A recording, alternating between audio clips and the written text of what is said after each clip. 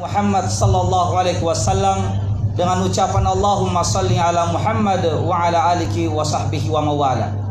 Dalam Al-Quran Allah subhanahu wa ta'ala mengingatkan tentang sejumlah tanda-tanda dalam jagat raya ini.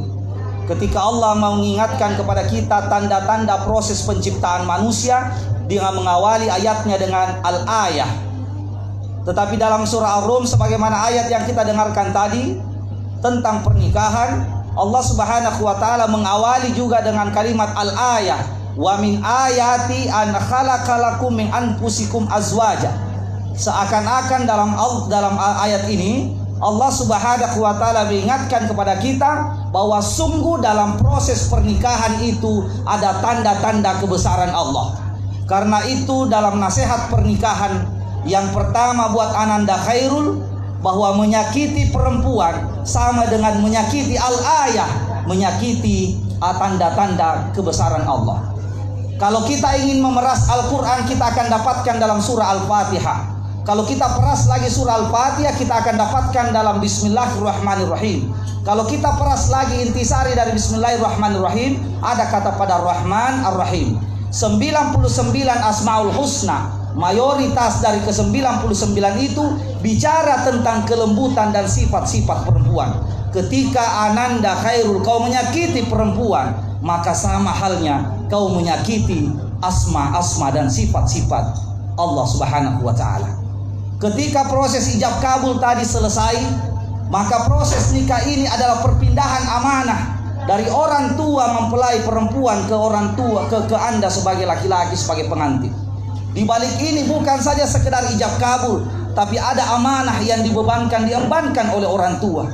Di waktu istrimu yang sah ini meskipun belum duduk di sampingmu, Ananda Wulan, ketika Ananda Wulan mulai kecil, sakit anaknya, orang tuanya lebih sakit. Mau sekolah Wulan, disekolahkan, kalamannya orang tua banting turang peras keringat mencari pembiayaan buat anaknya.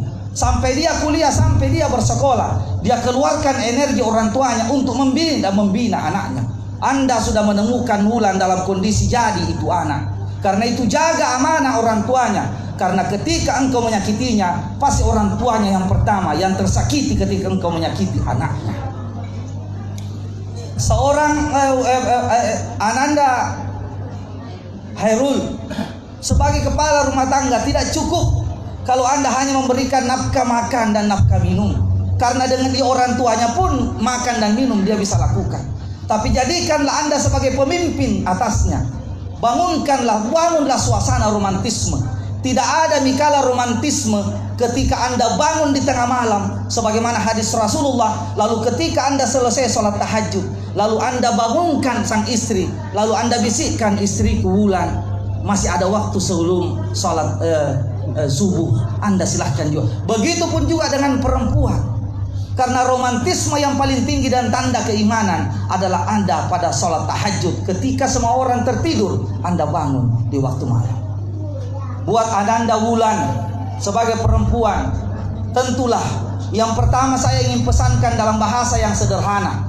Kalau si Khairul ini senang nongkrong di warung kopi, coba cari tahulah ke warung kopi. Kenapa Ananda Khairul suamimu itu sering nongkrong ke warung kopi? Jangan sampai ada racikannya yang enak di warung kopi, atau mungkin jangan-jangan ada pelayannya yang membuat Khairul ini senang nongkrong di warung kopi. Karena itu Ananda Wulan, ketika suamimu nanti pulang, maka jangan lagi bertanya dari mana Khairul, dari mana Khairul. Itu pertanyaan yang membuat sang suami tidak betah di rumah. Tapi pertanyaannya adalah kakak Khairul apa mau tak? Itu yang pertama. Yang kedua adalah ketika sang lelaki selalu bertanya mau kemana, itu biasanya karena istri dalam kondisi cantik. Harus dirubah sekarang. Karena biasanya sang istri cantik itu nanti pada saat mau keluar, seolah-olah kecantikannya dia persembahkan buat orang luar. Tapi ketika dia di rumah, lalam baju dasterna, lalam tomi bakrana, ada tomi bontek di matanya, macam-macam. Jadi kecantikannya dia peruntukkan buat orang lain, tapi pada saat dia jelek dia ada dalam rumah. Saya sering mengatakan di setiap nasihat pernikahan, contoh itu bencong, laki-laki Pak, tapi jauh lebih gemulai, jauh lebih lembut daripada ini. Bahkan saya agak kasar mengambil perumpamaan, contoh itu pelacur melayani sejumlah lelaki dalam satu malam, dia tetap senyum, bedaknya tidak pernah hilang di Bapak sekalian. Jangan kecantikan kita buat orang di luar, tapi di rumah kita tidak pernah menunjukkan itu.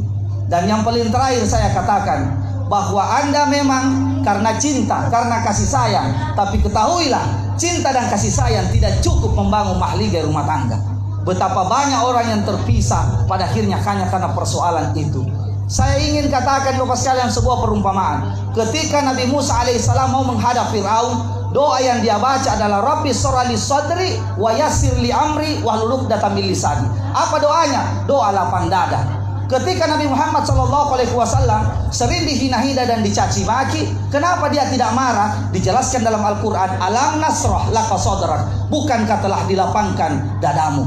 Kalau mau hubungan Anda panjang, baik laki-laki maupun perempuan, dua aku yang berbeda, dua ego yang berbeda, pahami karena kekurangannya, pahami karena kelemahannya, tapi dekati karena kelebihannya. Begitupun Anda. Dan diantaranya itulah kelapangan dada menerima kelemahan dan kekurangan masing-masing. Barakallahu laka wa baraka alaika wa baraka wa jama'a bainakum fi khair. Wassalamualaikum warahmatullahi wabarakatuh.